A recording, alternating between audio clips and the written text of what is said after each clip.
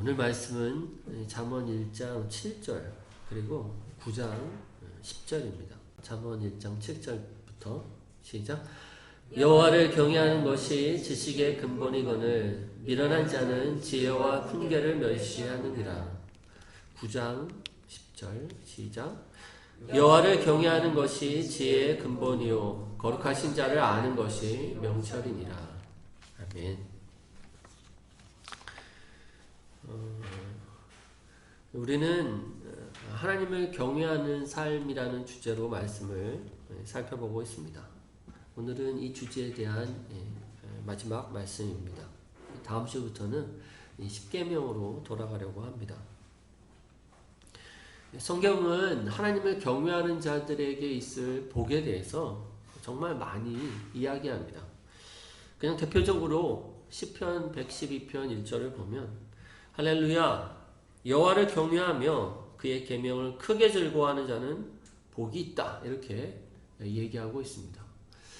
하나님을 경외하는 자들 가운데 있는 복, 이 복이 성경에는 굉장히 많이 다루어져 있어요.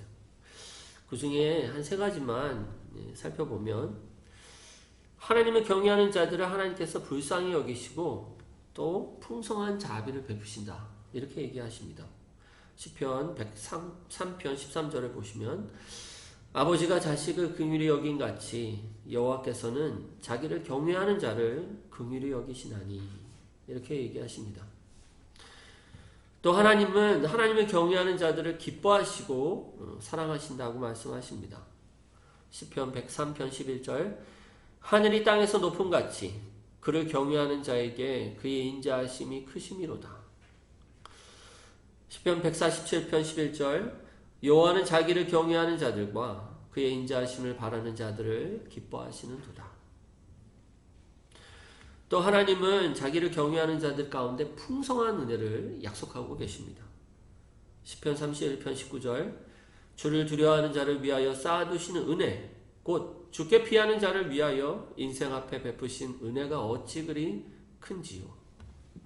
하나님께서는 자기를 경외하는 자들을 위하여 수많은 은혜를 쌓아두고 계시고 시와 때를 따라 그 은혜를 베풀어주고 계시다 이렇게 얘기하고 있는 겁니다. 우리가 하나님을 경외하는 마음으로 세상을 살아갈 때 종종 참 외로울 때가 있습니다. 이른바 눈 닦고 찾아봐도 하나님을 경외하는 마음보다는 죄악으로 치닫고 있는 세상 한복판에 우리가 살아가고 있기 때문입니다. 하나님을 경외하지 않는 사람들 틈바구니에서 내가 이렇게 주님을 경외하는 것이 무슨 큰 의미가 있겠는가 라는 생각으로 낙심이 들 때 이 약속을 기억해야 합니다. 이 약속을 우리가 기억하고 하나님은 이 경외하는 자들을 특별하게 생각하고 계시고 하나님은 이 경외하는 자들 가운데 지금 큰 복을 내려주고 계신다라는 것을 믿고 큰 확신 가운데 우리가 하나님을 경외하는 자리에 머물러야 합니다. 다시 한번 경외심의 의미에 대해서 요약해 본다면 하나님을 경외하는 마음은 단지 하나님을 무서워하는 마음이 아니라고 했습니다. 하나님을 경외하는 마음은 존경심입니다. 하나님을 존경하는 마음, 두렵고 떨리는 마음이지만 그 존경하는 마음 안에 하나님을 사랑하고 또 하나님을 닮아가고자 하는 하나님을 기뻐하는 마음 이것이 담겨있는 것이 곧 경외하는 마음입니다. 우리가 이제 십계명으로 돌아가기 이전에 이 마음을 우리 가운데 확인하고 이 마음이 우리 가운데 충만하도록 기도하는 우리가 되어야겠습니다. 다시 말하지만 하나님의 계명을 우리가 이 마음 없이 지킨다는 것은 헛된 일입니다. 이 마음이 없이 하나님의 계명을 지키는 것이 하나님이 받으실 만한 것이 절대로 되지 않습니다. 이 마음 없이 계명을 지키는 것은 오히려 하나님을 진노케 하며 하나님의 얼굴을 이렇게 돌리게 하는 그런 일이 될 겁니다. 오늘 말씀을 살펴보면서 이 하나님의 말씀을 대하는 어떤 바른 태도, 우리가 하나님의 말씀을 배워갈 때 뭐 십계명을 배워간다거나 하나님의 명령을 배워갈 때 어떤 태도를 가져야 하는지 이 마음을 우리 모두가 얻기를 바라요. 이 마음은 이 하나님을 경외하는 마음입니다. 이 마음을 가지고 앞으로 십계명을 대하고 더 나아가서 하나님 예수 그리스도께서 우리 가운데 주신 하나님의 계명들을 잘 쫓아가는 우리 모두가 되시기를 주님의 이름으로 축원합니다. 성경은 모든 지식과 또 모든 지혜의 근본을 여호와를 경외하는 마음이다. 이렇게 얘기하고 있어요. 모든 지식과 지혜의 근본. 오늘 읽은 잠언 1장과 잠언 9장은 이렇게 얘기합니다. 잠언 1장 7절 여호와를 경외하는 것이 지식의 근본이거늘 미련한 자는 지혜와 훈계를 멸시하느니라. 잠언 9장 10절 여호와를 경외하는 것이 지혜의 근본이요 거룩하신 자를 아는 것이 명철이니라. 여기서 근본이라는 말은 영어로 beginning 이렇게 되어 있습니다. 근본이라는 건 다시 말하면 시작이라는 뜻입니다. 여호와를 경외하는 것이 모든 지식과 지혜를 배워나가는 시작이다. 이렇게 얘기하고 있습니다. 우리가 무엇을 하나님께로부터 배우려고 하면 우리 마음 가운데 있어야 할 마음이 하나님을 경외하는 마음이어야 한다는 겁니다.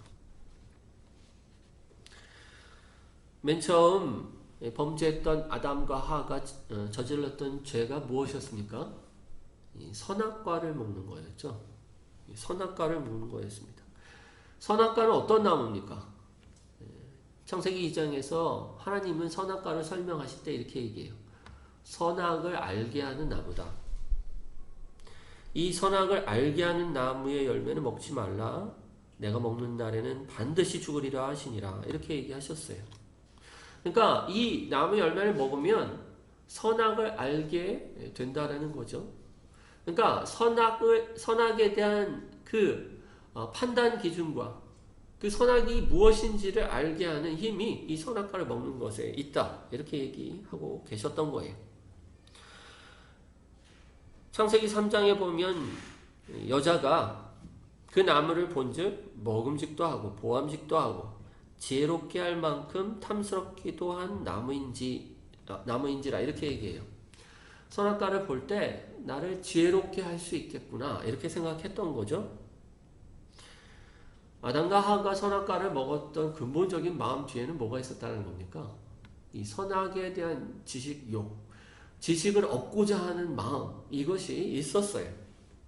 근데 이 지식욕이 문제가 됐던 거예요.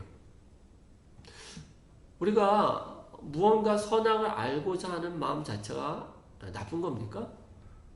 그렇지 않죠. 그렇지 않습니다. 성경에는 내 백성이 지식이 없어 망한다 이렇게 호세아에서 얘기하기도 하십니다. 그렇기 때문에 어떤 것을 지식을 얻고자 하는 마음 자체는 틀린 마음이 아닙니다. 그건 하나님께서 우리 가운데 원하시는 마음이에요. 근데 아담과 하와가 잘못한 것은 이 지식을 얻고자 하는 마음 저편에 그 뒤에 하나님의 말씀을 순종하고 하나님을 경외하는 마음이 없이 지식을 얻으려고 했기 때문에 하나님은 그것에 대해서 심판했던 겁니다. 이 지식을 하나님의 권위 아래에서 얻으려고 한 것이 아니라 하나님의 권위 바깥에서 얻으려고 했기 때문에 하나님은 그것에 대해서 심판했던 거예요. 하나님을 경외함이 없이 지식을 추구했던 이것에 대해 하나님은 심판하셨던 겁니다. 여러분, 하나님만이 오직 선하다 이렇게 얘기하고 있어요. 하나님만이 오직 선하다. 선한 분은 오직 하나님이시니 이렇게 예수님이 얘기하셨어요. 이 말은 하나님이 모든 선과 악의 기준이다. 이 말과도 같은 겁니다. 그분은 선악간의 기준이 되시는 분이에요. 그렇기 때문에 하나님을 순종하지 않고 어떤 지식을 얻는 것, 선악을 아는 것은 사실은 바른 태도로 선악을 알 수 없게 돼요. 그래서 아담과 하와는 선악에 대한 분별력으로 눈이 밝아져서 자기의 죄악을 깨닫고 부끄러워졌습니다. 그럼에도 불구하고 그 선악간의 깨달음이 하나님께로 나오게 한 것이 아니라 오히려 하나님을 멀리하도록, 그리고 나서는 더 깊은 죄악 가운데 빠지도록 하게 한 겁니다. 선악에 대한 지식이 더 깊은 죄악 가운데 나아가게 한 거예요. 아담과 하와는 어떻게 됐습니까? 에덴에서 쫓겨났죠. 에덴에서 쫓겨났지만 그들 가운데 있는 이 지식욕은 달라지지 않았습니다. 세상 사람들 안에 이 지식욕이 있어요. 세상 사람들 안에는 이 지식을 얻고자 하는, 지금도 선악과의 열매를 따먹으려는 이 욕구가 있는 겁니다. 그런데 그들은 하나님을 경외함으로 지식을 쫓지 않기 때문에 지식이 혼란스러워졌어요. 지식을 추구하면 추구할수록 더 두려움에 빠지고, 지식을 얻으면 얻을수록 오히려 혼란 가운데, 마치 폭풍 치는 파도 속에, 바다 속에 이 배가 이리저리 떠다닌 것처럼 더 깊은 혼란 가운데 놓이게 된 겁니다. 저는 교회 안에서도 이 일들이 벌어지는 것을 봅니다. 하나님께 순종하지 않고 하나님의 권위에 굴복하지 않은 상태에서 성경 지식을 얻으려는 것, 이것이 마찬가지의 결과를 얻게 되는 것들을 보게 됩니다. 하나님을 경외하는 마음이 없이 하나님의 지식을 얻으면 그 지식이 오히려 형제를 이렇게 무너뜨리는, 형제에게 상처를 주는 무기로 돌변하는 것을 봅니다. 자기의 주장을 펼치기 위한 도구로서 하나님 말씀을 당겨 오는 거예요. 성경 말씀, 또 하나님을 경외하는 이 마음을 벗어난 상태에서 지식을 추구하기도 하지만, 또 성경 말씀이 아닌 다른 것들을 통해서 하나님께 접근하려는 시도들도 있습니다. 신비주의라고 얘기하는, 성경은 신비스러운 것이고 또한 신비의 영역이 있지만 신비주의는 다른 겁니다. 신비주의는 하나님의 말씀보다 무언가 신비로운 영역에서 깨닫게 된 그것이 더 귀중하다, 이렇게 믿는 태도예요. 신비주의는 성경 바깥의 지식이 성경 안에 있는 지식보다 더 고상하다고 믿어요. 그래서 자기가 믿는 바, 자기가 무언가 깨닫고 경험한 바가 성경보다 더 소중해서 그것으로 사람들을 재단하기도 하고 그래야 한다고 요구하기도 하고, 그러면서 성경 말씀과 배치되거나 이럴 때에도 성경 말씀을 이렇게 밀어내는, 무시하는 그런 결과를 보기도 합니다.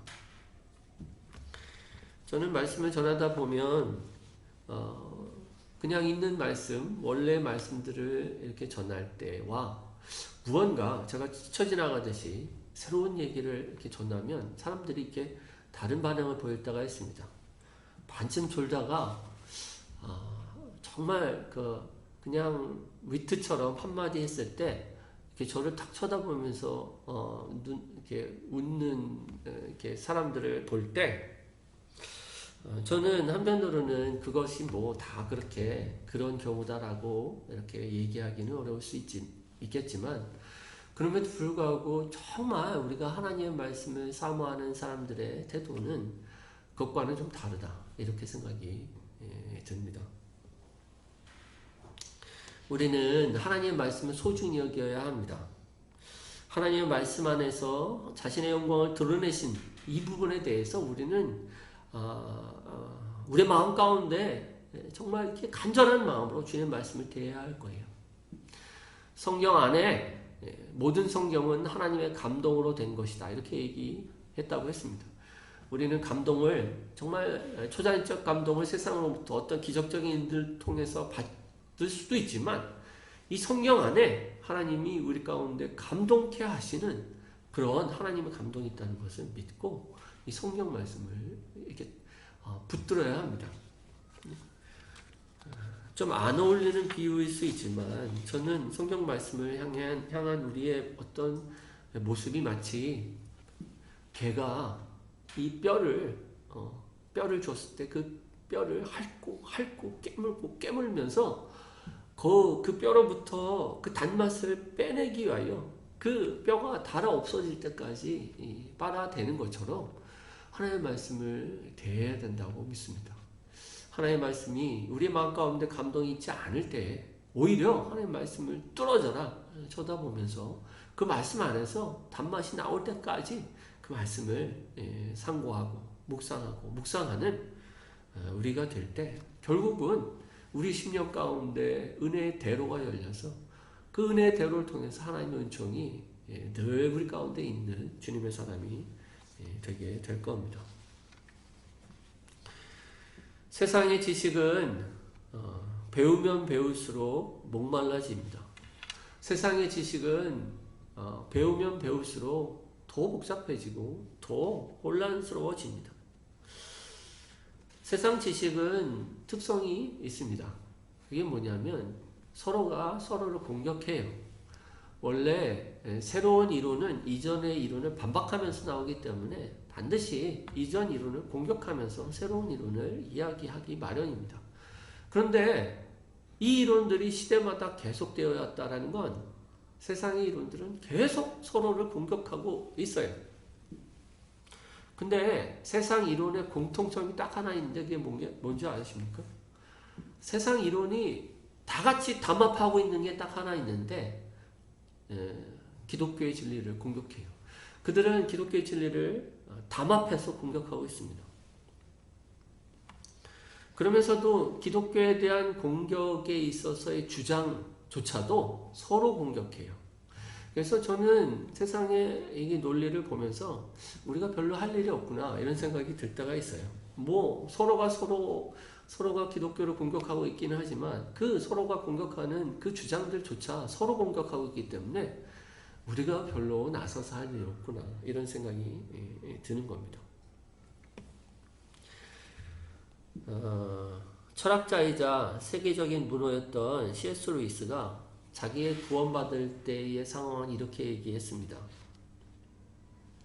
그는 이전까지 정말 대단한 철학자로서 또 문호로서 세상의 철학을 통해서 하나님을 거절해 왔어요. 이렇기 때문에 하나님을 내가 믿지 않겠습니다. 이렇기 때문에 하나님은 없습니다. 이렇게 거절해 왔어요. 근데 하나님을 만나게 됐을 때 조금 더 엄밀하게 얘기하면 하나님이 찾아오셨다 이렇게 표현합니다. 하나님이 그를 찾아오셨을 때 그때 경험을 이렇게 말합니다. 에스겔의 해골 골짜기에서 마른 뼈들이 움직여 서로 들어맞아 벌떡 일어섰듯이 지적인 장난거리에 불과했던 철학 이론이 울룩불룩 움직이기 시작하더니 수위를 벗어 던지고 벌떡 일어나 산 존재가 되어버렸다. 이 말은 이전까지 산발적으로 흩어져 있고 이전까지는 서로를 충돌하던 이야기들이 하나님을 딱 뵈는 순간 이것이 서로 한 가지를 이야기하고 이것이 궁극적으로는 하나님을 드러내고 있다는 것을 깨닫게 된 겁니다. 진리가 이제야 보이기 시작한 거예요. 따로따로 떨어져 있던 이야기들이 드디어 통합적으로 전체적으로 하나로 이렇게 보이기 시작하게 된 겁니다. 우리가 하나님을 경외하는 마음이 없이 지식을 이 성경 말씀조차 이렇게 배우게 되면 다 떨어져 있습니다. 다 떨어져 있어요. 각각의 이야기처럼 들려요. 이 각각의 이야기는 힘을 발휘하지 못합니다. 우리를 변화시키지 못해요. 하지만 하나님을 경외하기 시작하면 이 말씀들이 들어맞듯이 하나로 이야기하기 시작해요. 그래서 하나님을 경외하는 마음으로 성경을 보면 성경 말씀이 이 얘기, 저 얘기, 충돌하는 얘기로 들리지 않고 단순해지기 시작합니다. 분명해지기 시작해요. 뚜렷하게 우리의 믿음을 여기에 둘만하다라는 확신이 들 그런 분명성이 보이기 시작하는 거예요. 그래서 하나님을 경외하는 마음 안에서 주님의 말씀을 대하면 시간이 지나면 점점 우리 가운데는 하나님을 신뢰하기 시작하게 돼요. 더 주님을 신뢰할 수 있게, 더 주님을 믿을 수 있게 그렇게 변해가게 되는 겁니다.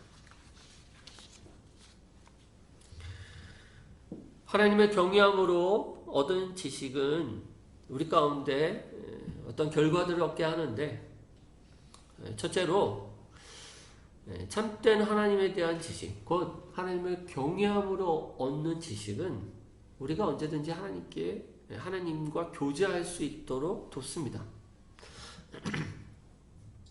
우리가 주님을 배우면 배울수록 달라져야 하는 것 최우선은 뭐냐면 하나님과 가까워지는 겁니다. 하나님께서 우리에게 너희는 하나님을 알라 이렇게 얘기하신 것은 하나님과 더 가까워지는, 그분을 알지 못함으로 그분을 꺼려하고 멀리했던 사람들이 하나님을 알므로 하나님께 기쁨과 즐거움으로 나올 수 있도록 하게 하신 겁니다.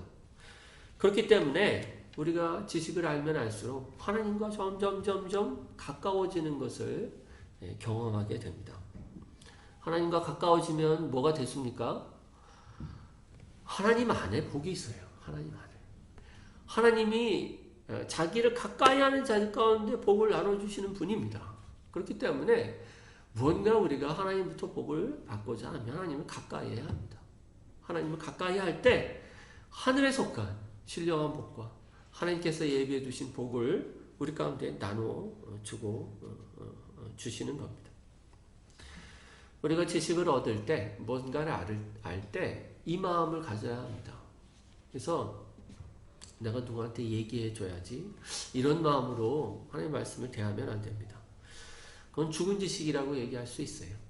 우리가 말씀을 대할 때 이것이 나에게 정말 하나님께 가까이 나아갈 재료가 되는지를 잘 살펴보고, 그렇지 않은 것과 그런 것을 잘 발라내야 합니다.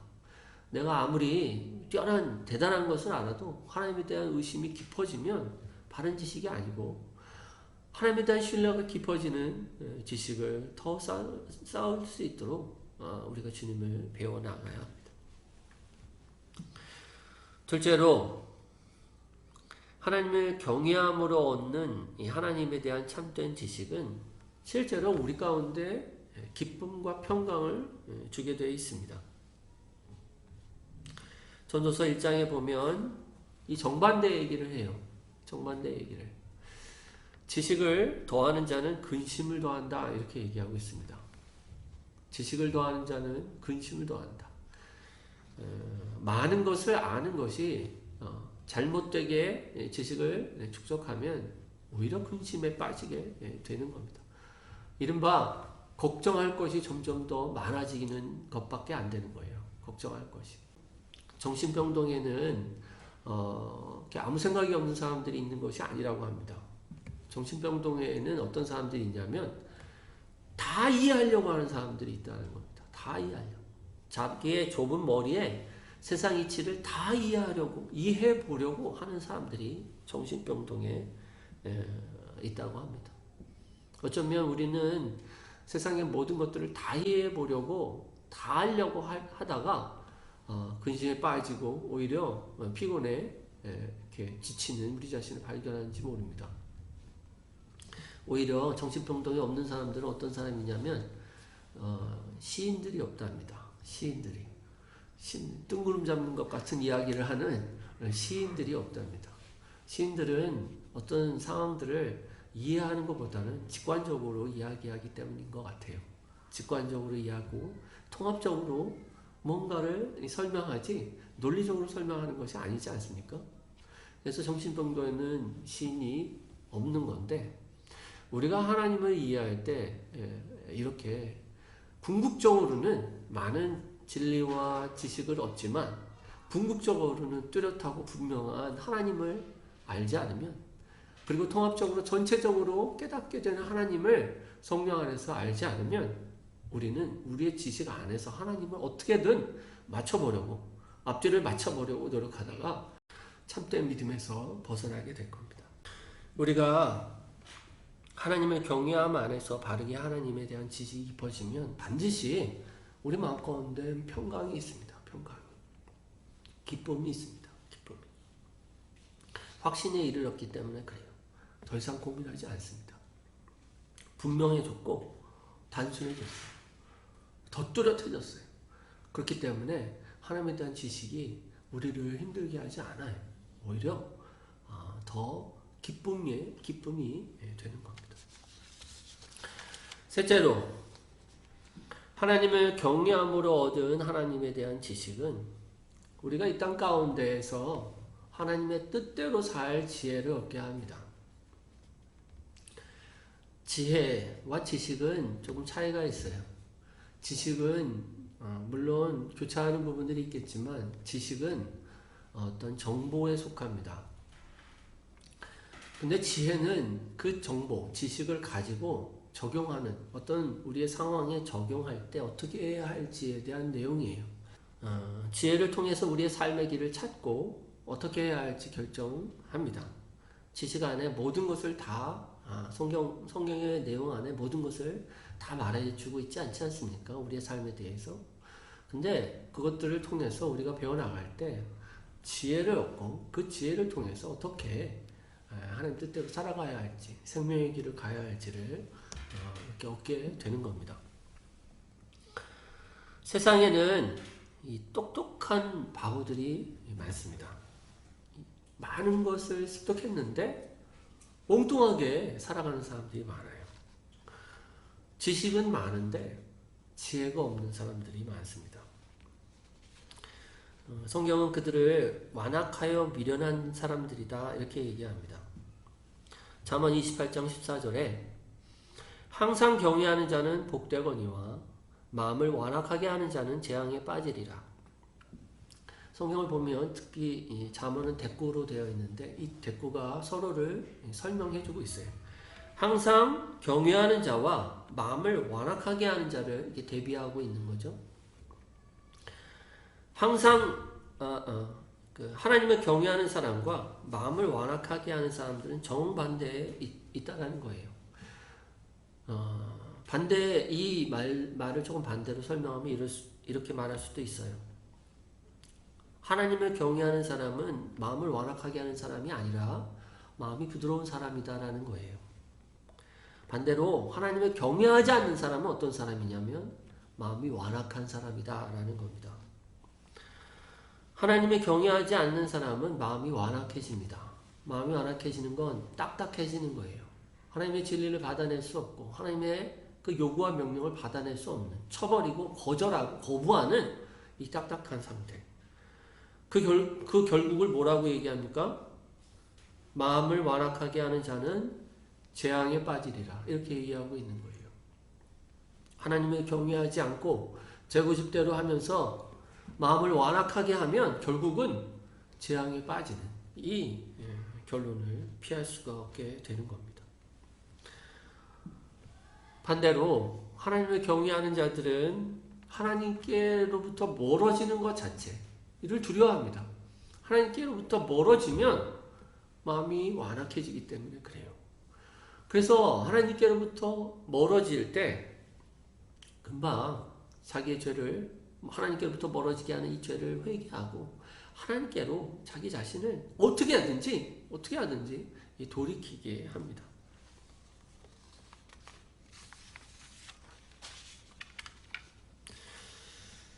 마지막으로 하나님을 경외함으로 얻는 참된 지식은 이 얘기는 이 하나님을 경외하는 삶이라는 주제로 설교한 내내 제가 했던 내용입니다. 하나님을 경외함으로 얻은 하나님에 대한 참된 지식은 우리에게 담대함을 줍니다. 담대함을. 하나님을 두려워하면 세상의 두려움이 경감되거나 사라지게 됩니다. 정말로 두려워할 자를 두려워하면 두려워하지 않아도 될 자를 무시할 수 있게 되기 때문에 그렇습니다.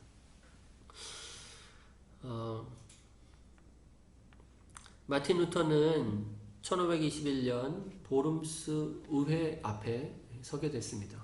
이 의회는 황제 앞에서 당시 사제였던 루터가 자기의 주장, 이신칭이라는 주장을 이렇게 이야기하고 최종적으로 의회와 황제의 선고를 받아들여야 하는 그런 상황이었어요.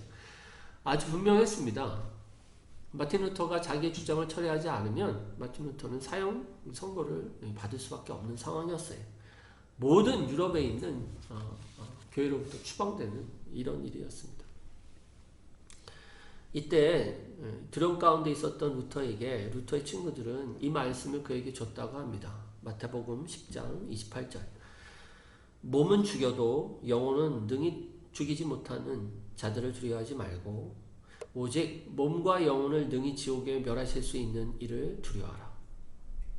몸은 죽여도 영혼은 능히 죽이지 못하는 자를 두려워하지 말고 오직 몸과 영혼을 능히 지옥에 멸하실 수 있는 이를 두려워하라.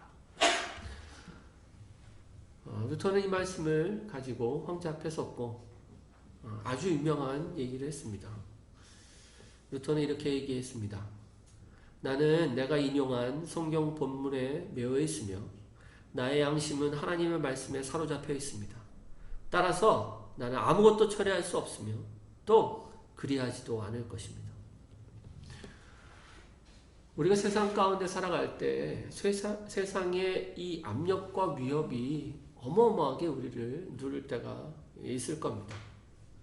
아니, 우리가 살아갈 때 누군가 지나가듯이 한 이야기 한마디에도 우리가 움츠려드는 우리 자신을 발견할 때가 있습니다.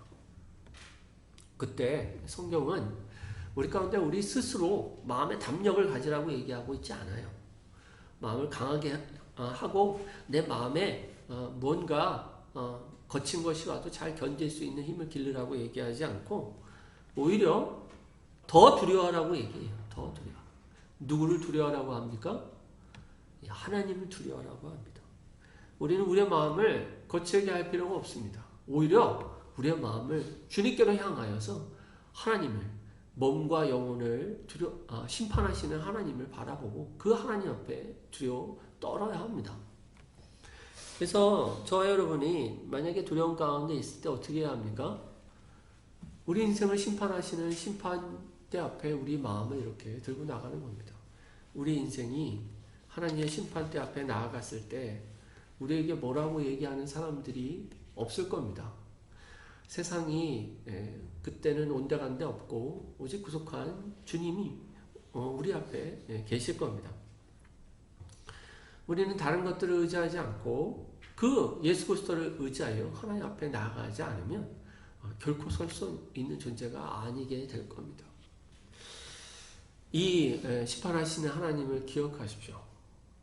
두려울 때 나의 삶을 정산하시는 하나님을 기억하시고 이 모든 것을 불꽃같이 보고 계시고 다 알고 계시는 이 하나님 앞에 내가 서는 그날을 이렇게 바라보십시오. 그게 우리의 마음에 정말로 두려움을 이끌어내고 정말로 그것이 더 중하다는 것을 마음 가운데 이렇게 느끼게 되면 세상의 두려움이 잘 들리지 않기 시작할 겁니다. 세상의 두려움이 우리의 마음을 그렇게 누르지 못하게 될 거예요. 저와 여러분이 하나님을 경외하는 자들이 됩시다. 아멘. 우리 옆에 있는 사람한테 하나님을 경외하는 사람이 됩시다. 이렇게 얘기해 주세요. 하나님을 경외하는 사람이 됩시다. 하나님은 자기를 경외하는 자들을 불쌍히 여기시고 사랑하시고 또 은혜를 베풀어 주십니다. 특별히 하나님은 자기를 경외하는 자들에게 방패가 되신다. 이렇게 얘기하고 있어요. 하나님은 경외하는 자들을 하나님이 보호하신다. 이렇게 얘기하고 계십니다. 시편 34편 7절 여호와의 천사가 주를 경외하는 자를 둘러 진치고 그를 건지시는도다. 시편 115편 11절 여호와를 경외하는 자들아 너희는 여호와를 의지하여라. 그는 너희의 도움이시오 너희의 방패시로다. 우리가 이 말씀을 가지고 이 경외하는 마음으로 주님의 율법 앞에 섭시다. 율법이 두려운 마음으로 우리 가운데 들릴 겁니다. 하나님의 명령이 이전과는 다르게 들릴 거예요. 한편으로는 두렵지만 한편으로는 기쁜 하나님의 그 어미하신 앞에 우리의 죄악들이 낱낱이 드러나서 두렵지만 하지만 우리가 사랑하는 주님께서 기뻐하시는 우리를 향한 명령이라는 것을 우리가 깨닫고 정말 기쁨으로 이 명령을 따라서 주님을 섬기게 될 겁니다. 그렇게 주님의 계명과 주님 말씀 앞에 서시는 우리 교회 식구들 다 되기를 주님의 이름으로 축원합니다.